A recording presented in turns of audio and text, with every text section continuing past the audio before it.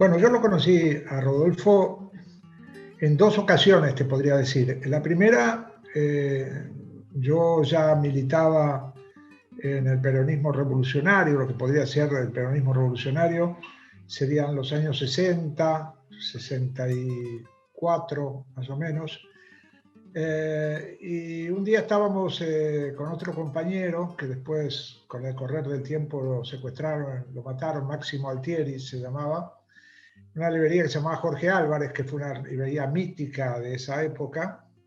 Y estábamos revisando, como toda librería, mesa de libros, y en realidad era una librería ligada a la izquierda, por supuesto. Y ahí vi una edición de Operación Masacre, que yo ya había leído y que además Operación Masacre, el libro de Rodolfo sobre los fusilamientos, corría como pan caliente entre la militancia.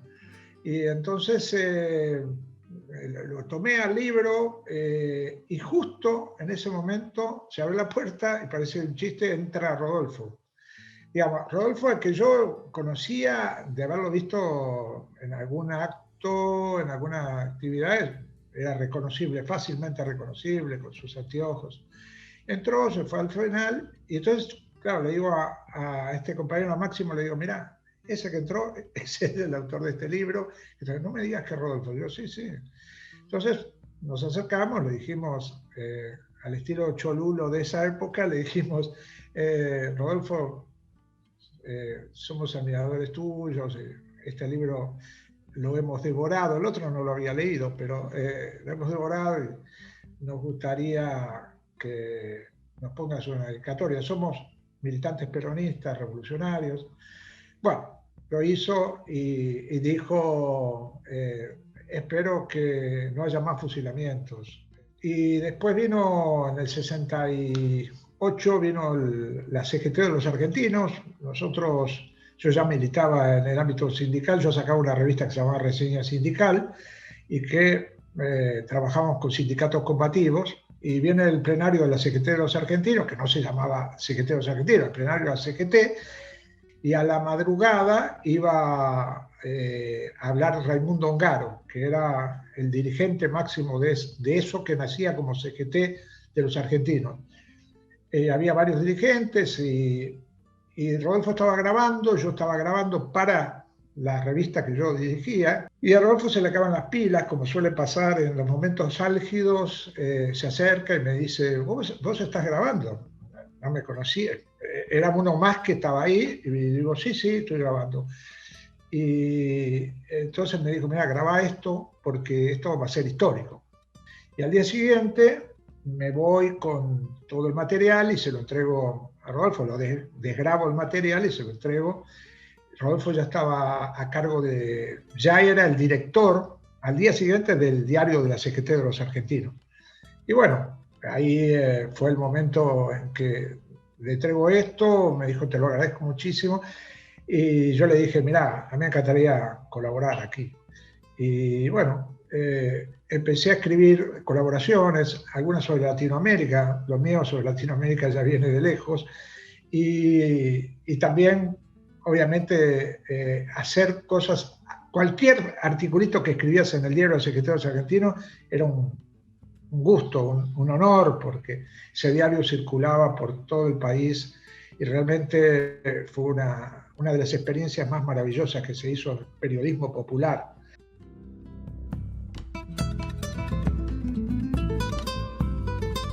Rodolfo Walsh, que fue el que se le ocurrió la idea de la agencia y nos la propuso a Lila Pastoriza, Carlos Aznares y yo, que veníamos trabajando hace tiempo con él, de todos modos, ¿no?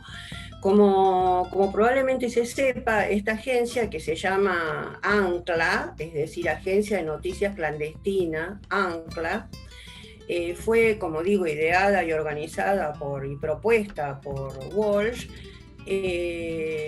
pero en realidad él la conducía, pero el ámbito en el cual funcionaba esta agencia era la responsable Lila Pastoriza, y estábamos Carlos Aznares y yo, y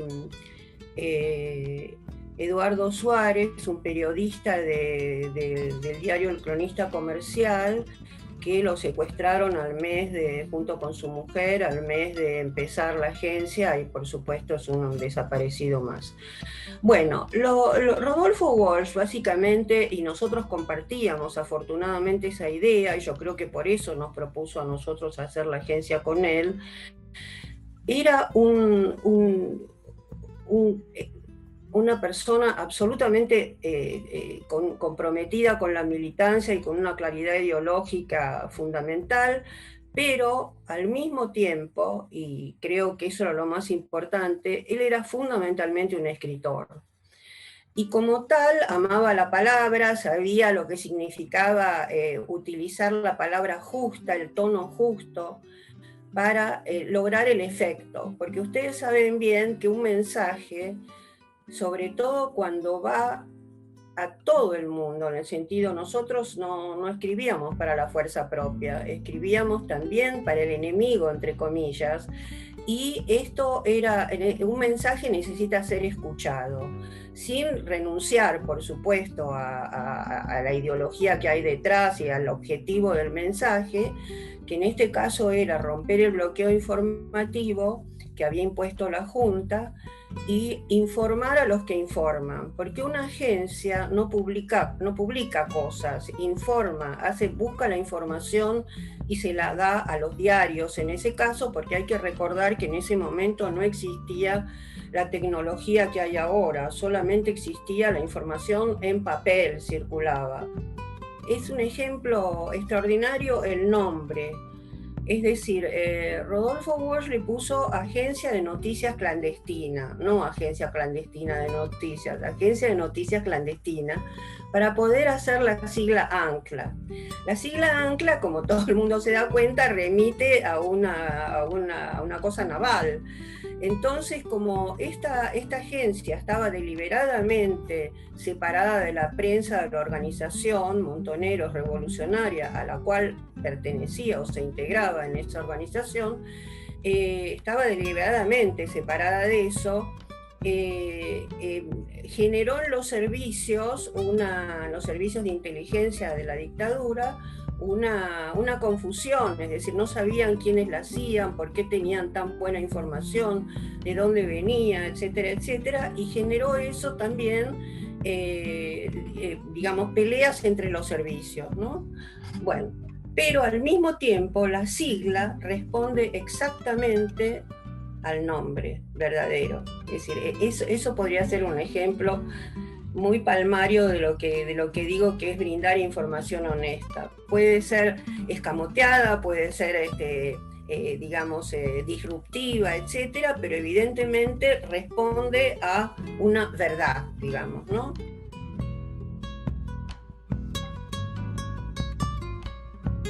El legado fundamental es precisamente la persistencia de la necesidad de practicar un periodismo de investigación, un periodismo que vaya a las raíces de los temas, que no se autocensure, que contraste la información, que no sea exitista, que no sea irresponsable con la información para el pueblo, fundamentalmente. Todo lo contrario de lo que practica la mayoría de los plumíferos periodistas que hoy deambulan por las redacciones, digamos, los pavos reales, no digo los trabajadores de prensa, pero digo los pavos reales de la comunicación actual y de todos estos años. Y en ese sentido, Rodolfo apostó a un periodismo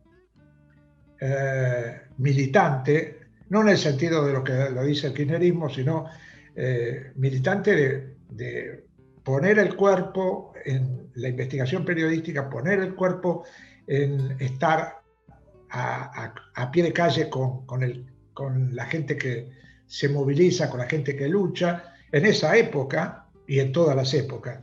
Y de alguna manera nosotros, o por lo menos yo personalmente, siempre admiré eso en el sentido de que me parece la única forma de comunicación popular que es combinar la compu con la calle con la compu, permanentemente la calle. O sea, lo que el periodista tiene que estar es en la calle. El comunicador popular tiene que estar escuchando lo que dice el pueblo, incluso complicándose en las luchas del pueblo. Y por otro lado, insistir en la necesidad de reivindicarlo, Rodolfo, como militante montonero, como escritor y como periodista. O sea, esas tres cosas es Rodolfo Walsh. No es una y la otra no, o una más que otra. Esas tres cosas conforman al periodista, escritor, revolucionario y montonero Rodolfo Walsh.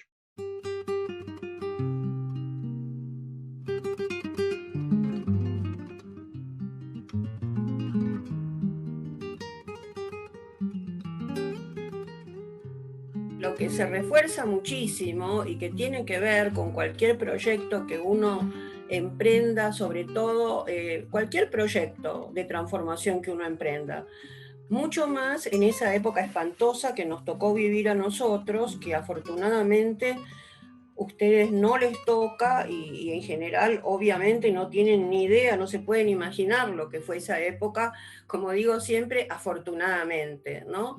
Entonces, lo que te sostiene muchísimo en esa época, en ese tipo de proyecto, es la solidaridad con el otro colectivo por el cual vos estás luchando, pero también el otro cercano, es decir, tus compañeros.